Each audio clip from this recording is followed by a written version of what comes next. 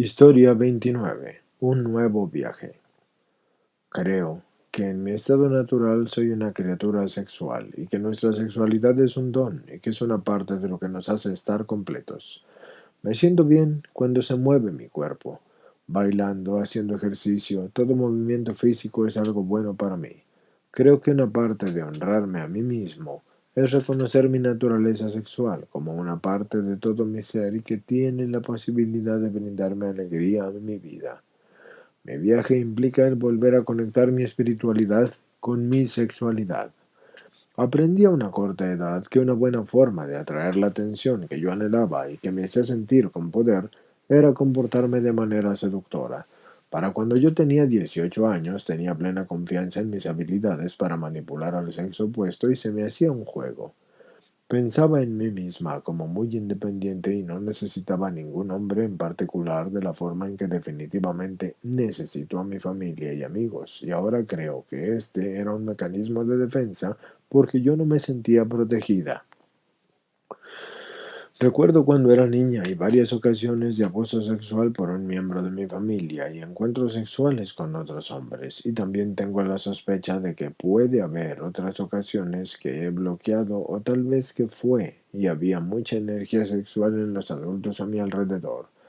Empecé a masturbarme antes de tener recuerdos y me castigaron mis padres por esto y mi hermano y hermana se burlaron de mí. Recuerdo haber pensado, cuando tenga 10 años, ni siquiera me acordaré de haber hecho esto, y solo para que llegaran y se fueran los 10 años, con ese mismo secreto vergonzoso aún existiendo. Y cuando tuve suficiente edad para ser niñera, yo hurgaba entre los cajones buscando ropa interior y literatura de contenido sexual. En ocasiones fingía estar enferma para que me pudiera quedar sola en la casa para masturbarme y empecé a usar distintos objetos para masturbarme y empecé a exhibirme en las ventanas de nuestra casa. En mis años de adolescente empecé la actuación con relaciones sexuales, drogas y alcohol. Una noche cuando tenía 15 años hice una oración a Dios y le dije que me daba de baja, mientras que elegía conscientemente vivir la vida loca. Mi relación con Dios era demasiado incongruente con mi vida imprudente desde entonces para seguir teniendo las dos. La relación que más me emocionaba era una de la de un muchacho un par de años mayor que yo, que me usaba descaradamente. Era evidente que me excitaba que me usaran emocional y sexualmente.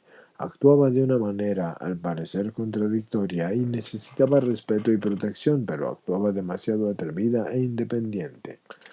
Ahora veo que esto obstaculiza una verdadera intimidad en mis relaciones. En la universidad encontré otras muchachas locas y juntas salimos en busca de la máxima descarga de adrenalina. Parecía que yo siempre andaba en busca de algún tipo de emoción, mejor o mayor o alternativa. Había noches cuando estuve en la cama llena de vergüenza y remordimiento, pero también hubo experiencias felices y sanas durante esos años. Pasaba entre mis gemelas, buena y malvada, para cubrir las necesidades de ambos lados de mi personalidad. Empecé a trabajar a los 20 años como desnudista los fines de semana. Y es así que era una doble vida porque tenía mi trabajo en mi especialidad durante la semana y los fines de semana tenía lo que era la experiencia más satisfactoria que había tenido, el exhibirme ante un salón repleto de hombres que me satisfacía de una forma que nada más lo había hecho. Así que bailé por más de un año, pero con el tiempo era demasiado agotador y estaba deprimida por toda la bebida y el consumo de drogas que había. Necesitaba un estilo de vida más sano. Ahora que contemplo mi vida, puedo ver claramente cómo había establecido una doble vida y fui una persona sobresaliente y trabajaba con tesón y jugaba igual. Necesitaba del éxito en otros aspectos de mi vida para equilibrar mi lado oscuro. Aunque sí aprendí a equilibrar mis dos vidas, yo me preguntaba por qué era tan diferente de mis amigas, especialmente en el cómo se relacionaban con los hombres. En muy raras ocasiones tuve una relación sexual exclusiva y cuando sí la tuve, no fui capaz de serle fiel a una sola pareja. Me sentía mal acerca de no ser honesta, así que por lo general Evitaba cualquier insinuación de una relación formal. Al mantenerme alejada, incapaz de cuidar mi independencia y de proteger a mis novios de mis infidelidades, porque estando alejada, yo creía que era capaz, pero en realidad no lo era. Así que pensé que nunca sería capaz de serle fiel a ninguna persona y ni siquiera pensaba mucho en el matrimonio. Pero cuando yo cumplí 29 años, conocí a mi futuro esposo y todo parecía estar bien. Durante los primeros años, cuando estaba teniendo a mis hijos, estuve casi sin conductas adictivas y de hecho no tuve ningún sentimiento de querer actuar en forma sexual.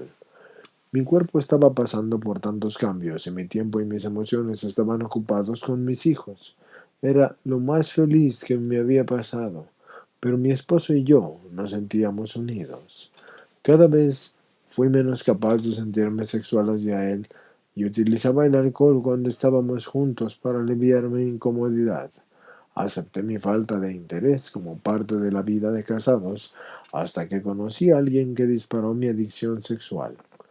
Mi vida se empezó a derrumbar en todas las formas. Cuando mi adicción sexual volvió a iniciar, también yo regresé al abuso del alcohol. Mi esposo pronto descubrió que yo tenía una relación sexual con otra persona y yo descubrí que él tenía un problema con la cocaína. Con el tiempo empecé a utilizar cocaína con mi esposo, con la esperanza de utilizar drogas que satisfacieran mi necesidad de una sensación de satisfacción intensa y que me mantendría esto alejado de los problemas de infidelidad. Con el tiempo, me di cuenta de que mi mayor problema no era la actuación, sino tener fantasías constantes acerca de la actuación, al grado que me distraía completamente de mi trabajo, de mis hijos y de mi matrimonio. No podía dormir bien, así que perdí mi apetito y tenía los síntomas clásicos de una drogadicta, y pronto me involucré con otro hombre y me hice adicta a nuestras comunicaciones por correo electrónico. Podía estar sentada enfrente de mi computadora totalmente drogada sin que nadie se percatara de lo que estaba sucediendo. Esta forma de actuación, caída dentro del carro, era el hecho de tener la necesidad de guardar secretos que yo había tenido de por vida. Mi vida se tornaba cada vez más ingobernable con el mayor consumo de alcohol y de drogas, así que consumir drogas mientras era una madre era completamente inaceptable. Era inaceptable para mí, pero aún así yo no lo podía dejar de hacer. Al fin me di cuenta de que no había forma de que yo pudiera recuperar el control de cualquier parte de mi vida sin dejar el alcohol y las drogas.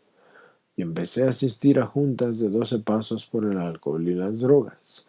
Y sin embargo en ese tiempo no tenía ningún interés en dejar mis conductas sexuales adictivas. De hecho yo no sabía que eran una adicción. Pensaba que con alejarme con seguridad era suficiente y que con alejarme así, con esa seguridad del alcohol y de las drogas, solucionaría mis otros problemas, pero eso solo resultó en ser el paso necesario para que yo pudiera ver que yo tenía una adicción a la fantasía sexual. A los 6 meses de sobriedad, mi esposo entró a rehabilitación por el hecho de alcoholismo, abuso de alcoholismo y cocaína. Durante su tratamiento estuve involucrada en su recuperación y fue allí en donde por primera vez estuve completamente consciente de qué tan fuerte era mi adicción sexual. Empecé a ver que todas las cosas que la cocaína le hacía era lo que a mí me pasaba cuando yo también la usaba, cuando estaba usando la fantasía sexual. Y cuando yo tenía preguntas críticas acerca de su adicción, me preguntaba a mí misma, ¿existe alguna forma en que hago lo mismo con mi preocupación, con mi fantasía sexual? Bueno, pues la respuesta generalmente era que sí, sí existía y tenía que tener mi tiempo privado lejos de mi familia para que yo pudiera tener mis fantasías sexuales en paz. Así que me irritaba cuando mis hijos interrumpían mis fantasías, porque al fin pude ver lo completamente obsesionada que estaba con obtener la sensación de satisfacción a través de la fantasía sexual. Era como si yo llevara una dosis de cocaína en mi cuerpo que podía activar inmediatamente y en silencio. No pude encontrar una junta de sexoadictos anónimos para mujeres que se reuniera dentro del día en mi área, así que yo formé una y esta junta resultó ser la herramienta más importante de mi recuperación. En esta pequeña junta recibo yo el apodo y el ánimo que necesito para enfrentar los problemas de mi adicción. Otra herramienta que sí que me ayudó a encontrarle sentido a mi adicción fue mantener un diario personal. Creo que fue importante anotar los pros y los contras de algunas de mis conductas de actuación. Pude reconocer por qué mi adicción era tan astuta, desconcertante y poderosa. Al fin pude reconocer que mi actuación era una forma de que no me vieran. Yo solía llamar a esa parte de mí mi malvada gemela. Así que era como una niña hambrienta.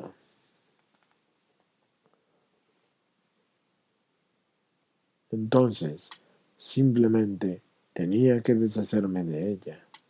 Tuve que darme cuenta que yo necesitaba alimentar a la niña hambrienta y no negar su existencia. La única forma en que ella conocía para sentir que la vieran era a través de ser sexual. Con mi relación recién creada con Dios y con las herramientas del programa pude reconocer el dolor y la pérdida de lo que sucedió y no sucedió en mi infancia. Durante este periodo de pesar, parecía que lloraba y que lo hacía cada vez que me quejaba. Así que cuando yo me quejaba o me quedaba sola, este llanto era bueno. Ese fue un motivo decisivo, porque acepté el dolor, el sentirlo, el dejarlo y el ir. Eso fue lo que me permitió sentir la serenidad y la paz que el programa brinda. Es una sensación tan liberadora no tener relaciones en mi vida que necesiten ser controladas o escondidas. No necesito preocuparme por encubrir nada y eso me deja libre para estar en el momento y soy capaz de estar viva otra vez en mis relaciones primarias y me siento como una mami de verdad para mis hijos. Ahora sé que tener aventuras amorosas o hasta tener relaciones que se sientan como aventuras amorosas es peligroso para mí y me lastima. No vale la pena sacrificar mi sobriedad o hacer mi pareja el hecho de que se sienta inseguro por todo esto.